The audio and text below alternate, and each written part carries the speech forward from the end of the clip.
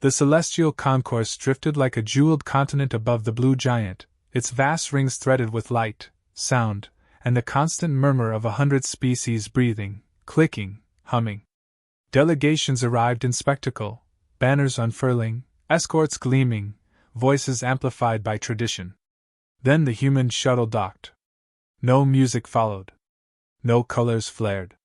6 figures disembarked in dark fabric, unadorned, their steps measured. They carried no visible weapons, no relics, no gifts.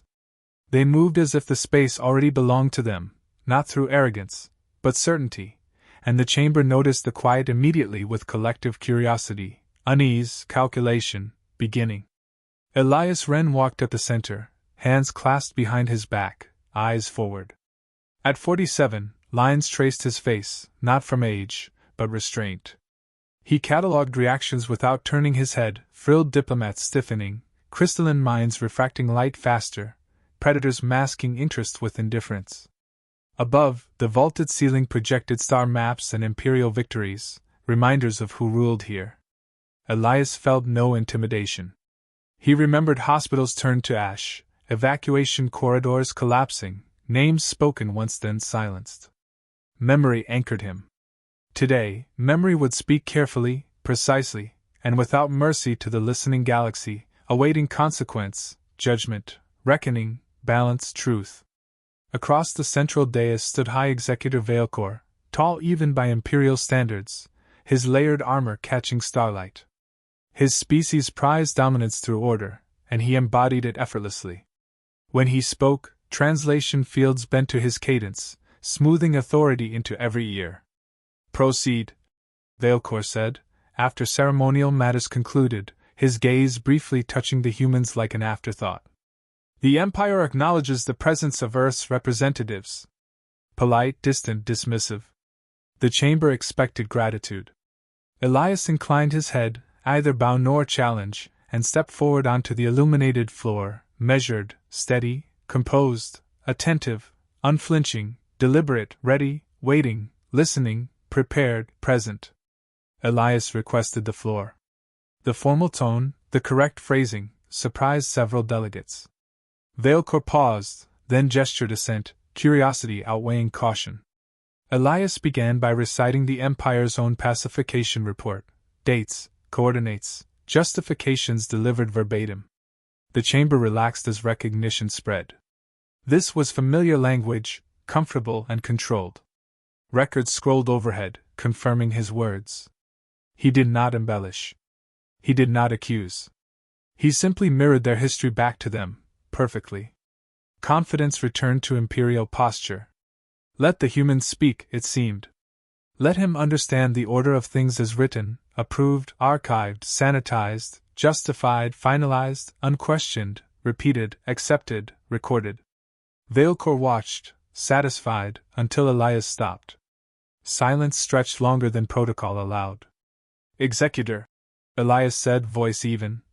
"The report you authorized is accurate." A ripple of approval passed. Then he continued, "It is also incomplete." The word landed softly, yet the chamber shifted. Elias lifted his eyes, meeting Veilcor's gaze directly for the first time. "With permission," he added, "I will provide supplementary context." Veilcor hesitated, then nodded. Denial would appear defensive.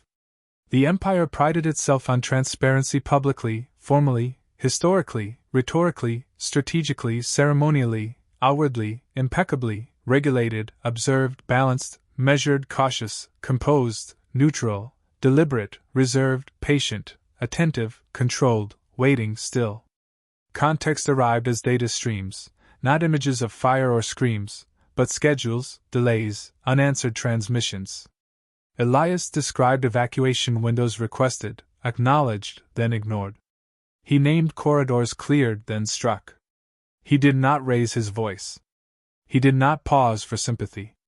Numbers spoke where emotion would be dismissed. Delegates leaned forward. Translators struggled to maintain neutrality. Veilcor's crest tightened almost imperceptibly. Elias continued, measured, relentless, building a structure of facts that required no embellishment. When he finished, he folded his hands again, as if concluding a lesson calmly, patiently, methodically, logically, coherently, deliberately, cleanly, firmly, precisely, succinctly, evenly, complete. Whispers spread, not outrage, but calculation. Species accustomed to imperial certainty sensed instability. Elias waited, allowing the chamber to process. Veilcore straightened, preparing rebuttal, but Elias spoke first. "Executor," he said, "the sequence of events you approved occurred after compliance was confirmed." The statement was neutral, factual, devastating. He cited timestamps, signatures, confirmations. The implication required no accusation. The Empire had acted without necessity. Silence deepened, heavy as gravity. Veilcore's reply stalled, trapped between pride and record uncertainty, exposure, doubt, awareness, scrutiny, consequence, implication, resonance, tension, stillness, pressure, expectation, hesitation, restraint, calculation, judgment, evaluation, observation, realization, comprehension, clarity, reckoning, pause. Elias lowered his gaze briefly, not in submission, but closure. "We accepted your terms," he said, addressing the chamber, not Veilcore alone. "We stood down. We complied?" His eyes rose again. "You did not." No anger sharpened the words. That absence unsettled listeners more than fury. Elias let the statement exist, unadorned. He did not name casualties. He did not show ruins. He trusted the assembled minds to follow logic to its end. Accountability, he knew, frightened empires more than rebellion ever, historically, consistently, predictably, reliably, profoundly, deeply, fundamentally, existentially, enduringly, permanently, irrevocably, undeniably, collectively, consciously, knowingly, soberly, fully, now. The concourse felt smaller. Even the blue giant beyond the transparistile seemed dimmer. Veilcore studied the human diplomat, reassessing. This was no plea. This was indictment framed as conversation. Elias sensed the shift and pressed once more, softly. "The report is accurate," he repeated. "It simply ends too early." He stepped back half a pace, signaling completion. The chamber held its breath, realizing the human had not finished speaking because he was finished talking, but because he had nothing left to prove at this moment, here, publicly, unmistakably, decisively, irrevocably, conclusively, deliberately, calmly, plainly, undeniably, clearly, simply, openly, entirely, fully. Elias returned to his place among the delegation. No applause followed. None was needed. Veilcore remained silent, a rarity that echoed louder than protest. Around them, the galaxy recalculated assumptions built over centuries. Humanity had not demanded sympathy. It had offered evidence. It had not threatened war. It had established memory. As the session recessed, delegates avoided the human's eyes, unsettled by restraint wielded with precision. Elias stood still, breathing evenly, knowing this was only the beginning. The Empire had been reminded, gently, that homes were not abstractions ever, anywhere, historically, politically, strategically, morally, culturally, existentially, permanently, globally, universally, again. The chamber reconvened without ceremony. Gone were the murmurs of spectacle and ritual confidence. Delegates returned subdued, postures altered, appendages drawn closer, translators recalibrated. The humans were already present, standing exactly where they had been left, unchanged. Elias Wren felt the difference immediately. Attention no longer slid past them. It gathered, focused, weighed. Silence had done its work. High Executive Veilcore resumed the dais, armor immaculate, composure restored by discipline rather than certainty. "The Assembly will address the supplementary statements submitted," he announced, his eyes fixed on Elias. "You will clarify your intent." Elias stepped forward again. "Our intent is accuracy," he said. "Nothing more." His voice carried without amplification, measured and clear. "Records shape decisions. Decisions shape lives.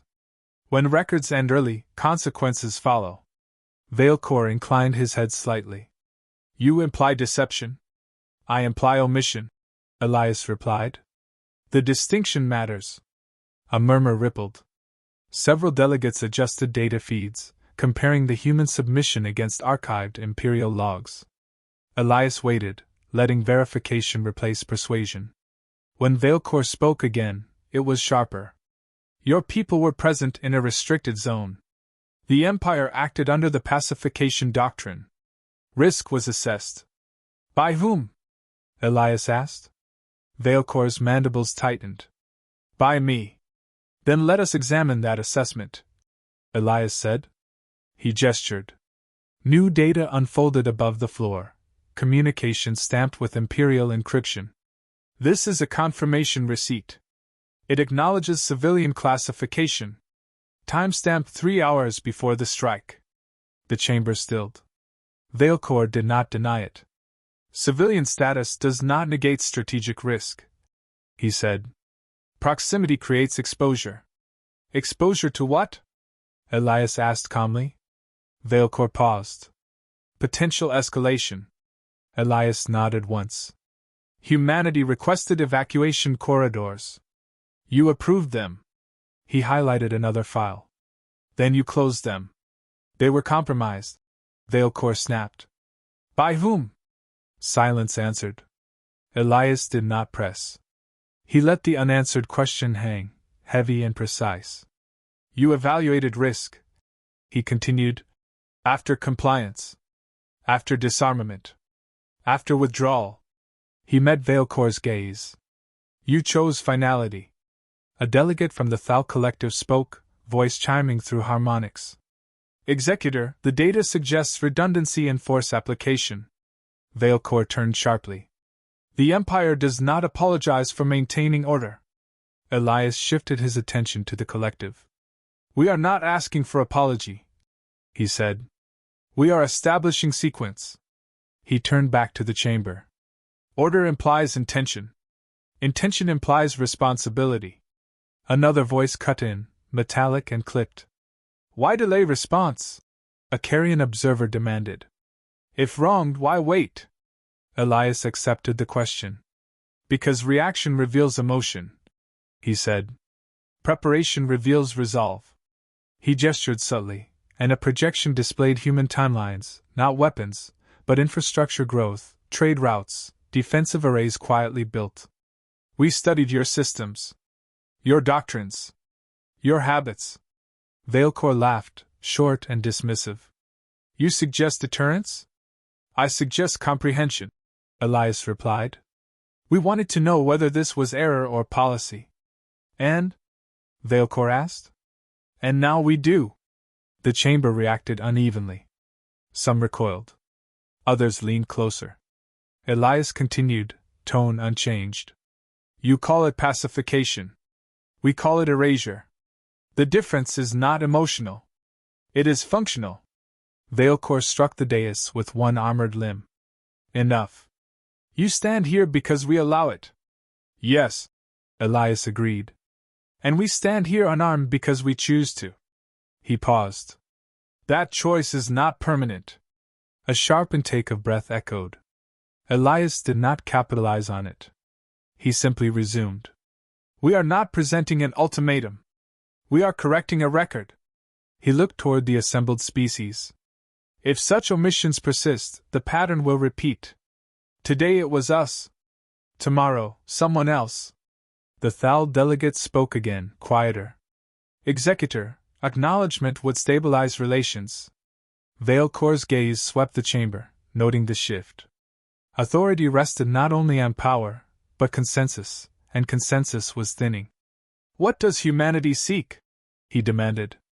Elias answered without hesitation. Recognition of the event as unnecessary force. Reparative measures proportional to loss.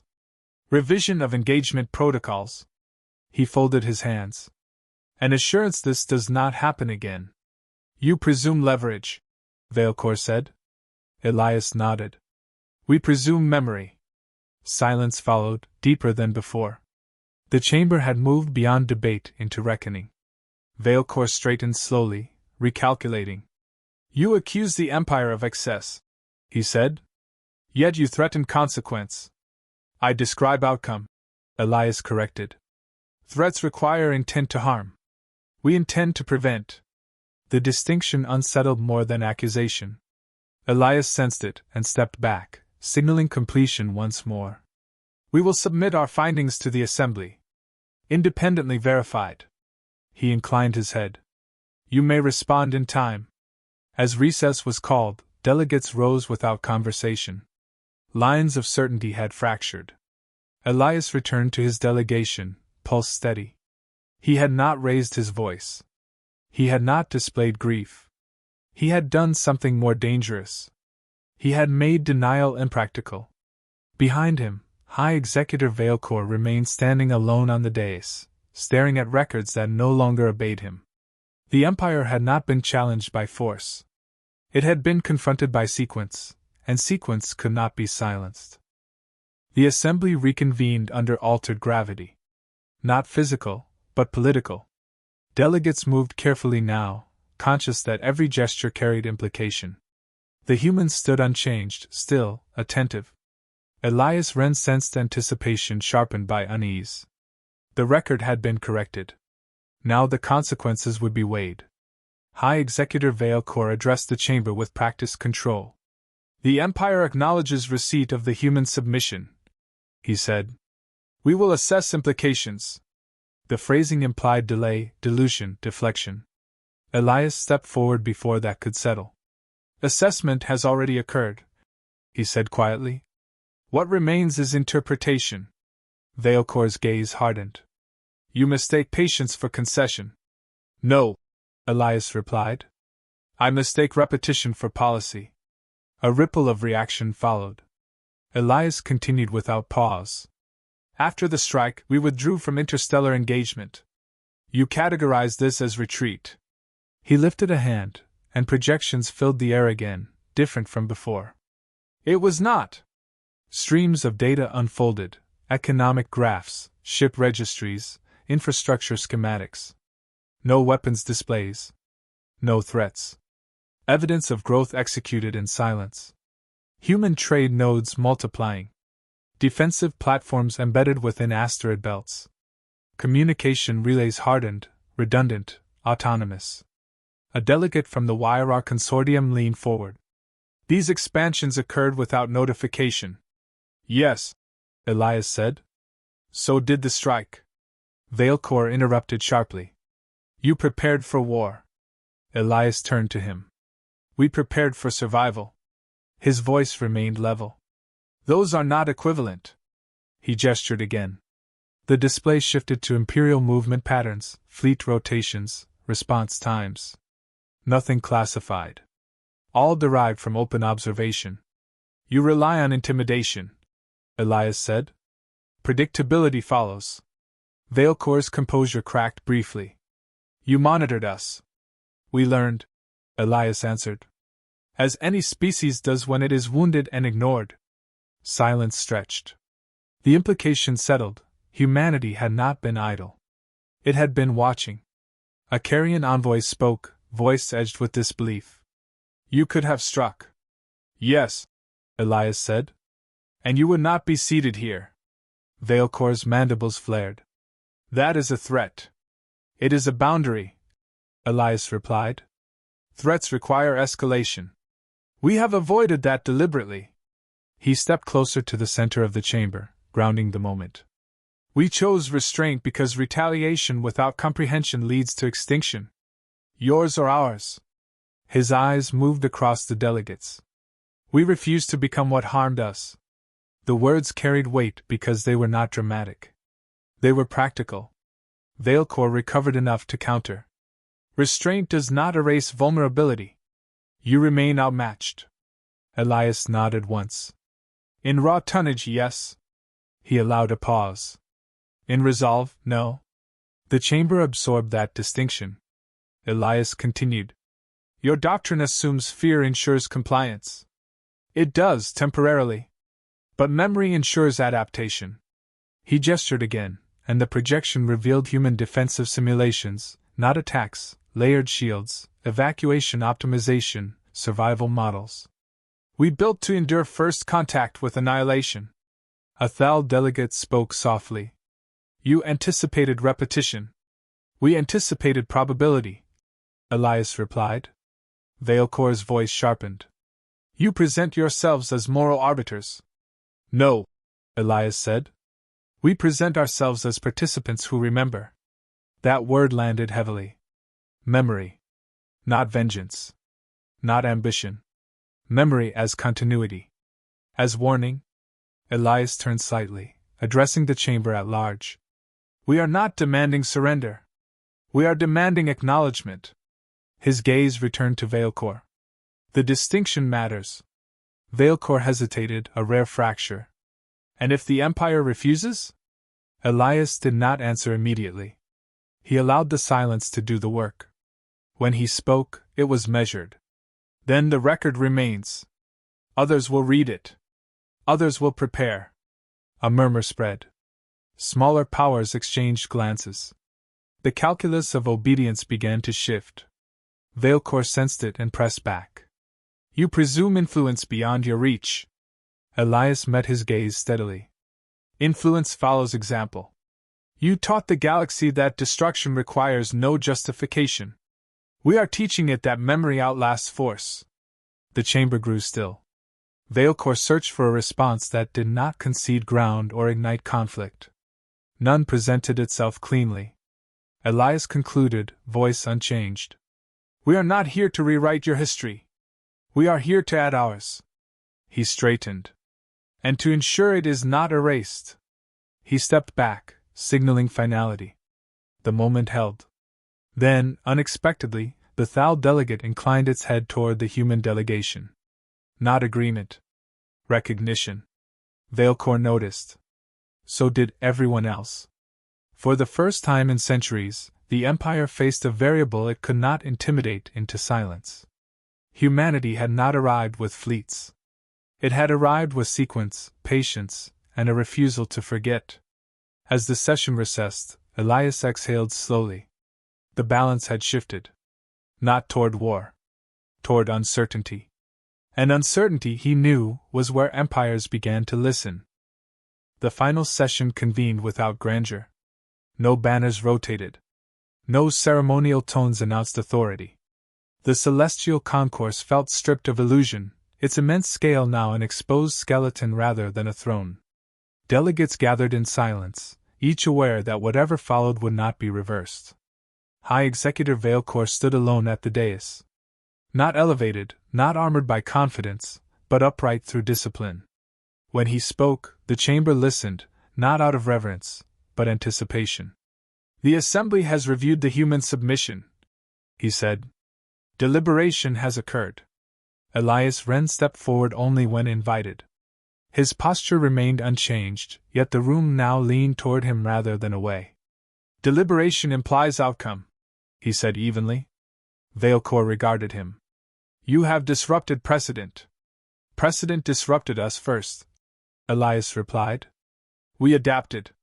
A murmur passed through the gathered species, restrained but present. Veilcor raised a limb, silencing it. Humanity seeks acknowledgement, reparations, and doctrinal revision, he said. You frame these as stabilizing. They are, Elias answered. Because they establish boundary. And if the Empire declines? Elias did not respond immediately. He allowed the question to circulate, to reach every listener. Then nothing changes today, he said. But everything changes eventually.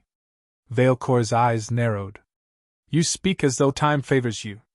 It does, Elias replied simply. We learn that surviving your attention requires patience.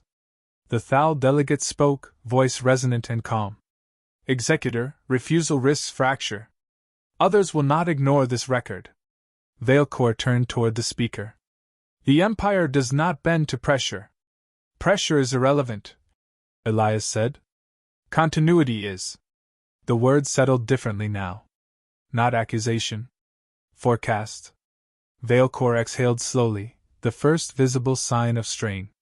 Acknowledgement, he said at last. The Empire will recognize that force exceeded necessity. A collective intake of breath rippled across the chamber. Elias did not react. He waited. Reparations, Veilcore continued, will be negotiated. System reconstruction. Population displacement accounted. Elias inclined his head once. Not gratitude. Confirmation. The pacification doctrine, Veilcore said, pausing, will undergo revision. The chamber erupted, not loudly, but in movement. Delegates shifted, whispered, recalculated alliances in real time. An empire had just admitted fault publicly. That alone reshaped the map. Veilcore raised his gaze to Elias. This does not absolve humanity of future scrutiny. Elias met his eyes. Nor does it absolve the empire of memory. Silence followed. Not hostile. Not warm. Honest. Veilcore straightened. You came unarmed. Yes, Elias said. And yet you altered the balance. We altered the record, Elias replied. Balance follows. The assembly moved to formal vote. No opposition rose strong enough to reverse the outcome. Smaller powers aligned quickly. Larger ones hesitated, then followed. Not from fear of humans, but from awareness that precedent had shifted. As proceedings concluded, Veilcore stepped down from the dais. He approached Elias without escort. The chamber watched, breath held. You could have burned systems, Veilcore said quietly. Yes, Elias replied. And you chose this. Yes. Veilcore studied him. Why? Elias answered without pause. Because we wanted a future where survival did not require becoming you. The executor inclined his head once. Not in submission. In acknowledgement. Elias returned to his delegation. No celebration followed. No victory display. Humans gathered their data and prepared to depart. Their work here was finished.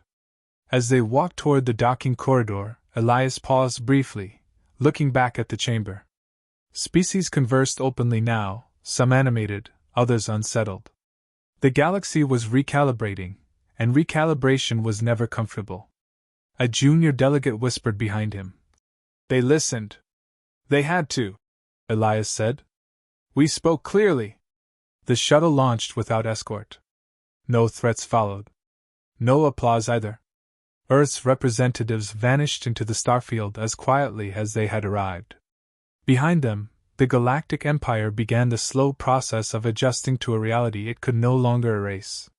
Humanity had not demanded dominance. It had demanded acknowledgement, and proven it could wait longer than denial. The record now included them. And once written, it would not end early again.